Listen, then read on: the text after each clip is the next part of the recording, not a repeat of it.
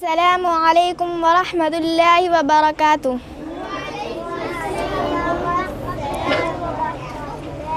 الحمد للہ رب العالمین والعاقبۃ للمتقین والصلاة والسلام علی سید الانبیاء والمرسلین وعلی آلہ وصحبہ اجمعین، اما بعد۔ گرامی قدر صدر انجمن صاحب اور عزیز ساتھیوں، شیطان کا ایک زبردست منصوبہ مسلمانوں کے باہمی تعلقات کو خراب کرنا ہے، اور شیطان کے نقش قدم پر چلنے والے بہت سے لوگ بغیر کسی شرعی سبب کے اپنے مسلمان بھائیوں سے تعلقات توڑ لیتے ہیں، یا کوئی نامعقول بےہودہ رویہ ہوتا ہے جس کی وجہ سے وہ 1 سال تک اپنے تعلقات بگاڑ لیتے ہیں، اور بعض تو قسم کھا لیتے ہیں میں فلاں سے بات نہیں کروں گا، یا نظر مان لیتے ہیں میں فلاں کے گھر نہیں جاؤں گا، اور اگر اتفاقاً راستے میں نظر پڑ جائے تو منہ دوسری طرف پھیر لیتے ہیں،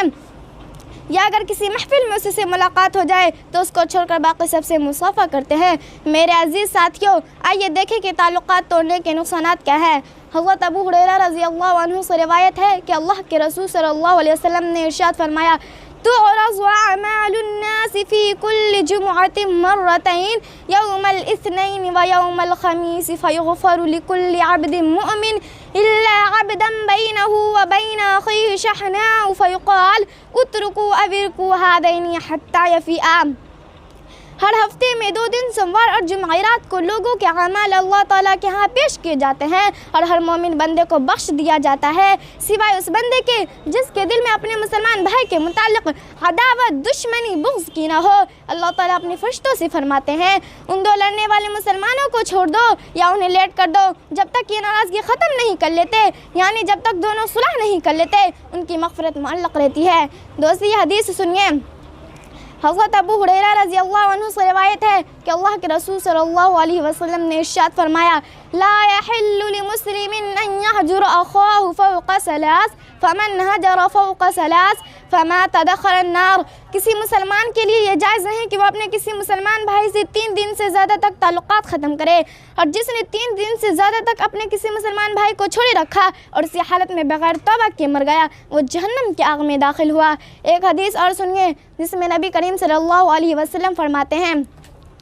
من هجر اخاه سنة فهو كسفك دمه، کہ جس نے اپنے مسلمان بھائی کو 1 سال تک چھوڑے رکھا، یعنی اس سے اپنے تعلقات منقطع رکھے، تو یہ اس کا خون بہانے قتل کے برابر ہے۔ سنا آپ نے، انہیں حدیث سے معلوم ہوتا ہے اپنے کسی مسلمان بھائی سے تعلقات نہ رکھنا آخرت کا خسارہ مول لینا ہے، اور مسلمانوں میں یہ قطع تعلق اسلامی معاشرے کو کمزور کرنے کا سبب بنتی ہے۔ یہی وجہ ہے کہ اسلام نے ایسے لوگوں کو سخت سزا سنائی ہے۔ میرے اسلامی بھائیوں اور بہنوں، آئیے دیکھیں کہ قطع تعلقات کے نقصانات سے کیسے بچ سکتے ہیں۔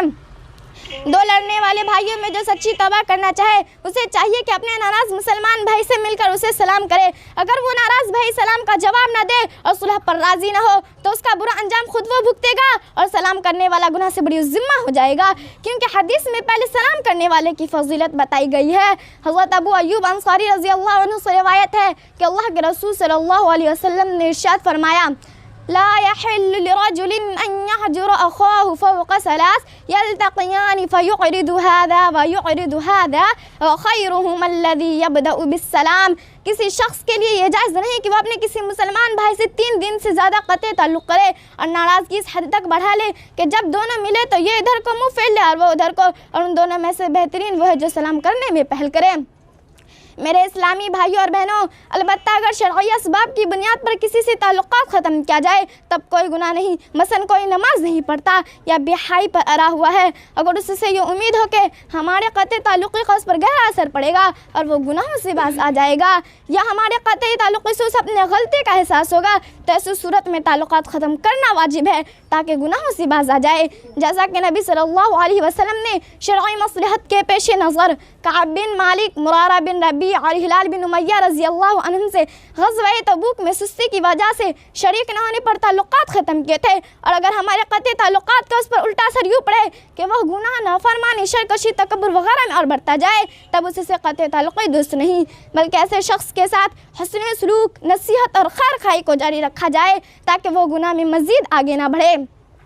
جیسا کہ نبی صلی اللہ علیہ وسلم نے منافقوں کا سردار عبداللہ بن ابی ابن سلول اور دوسرے منافقوں سے تعلقات قائم رکھے، کیونکہ اس سے تعلقات رکھنے میں ہی مصلحت تھی۔ آخر میں اللہ تعالیٰ سے دعا ہے کہ ہمیں آپسی تعلقات قائم رکھنے کی توفیق دے اور تعلقات توڑنے سے بچائے، آمین۔ وآخر دعوانا ان الحمد للہ رب العالمین، والسلام علیکم۔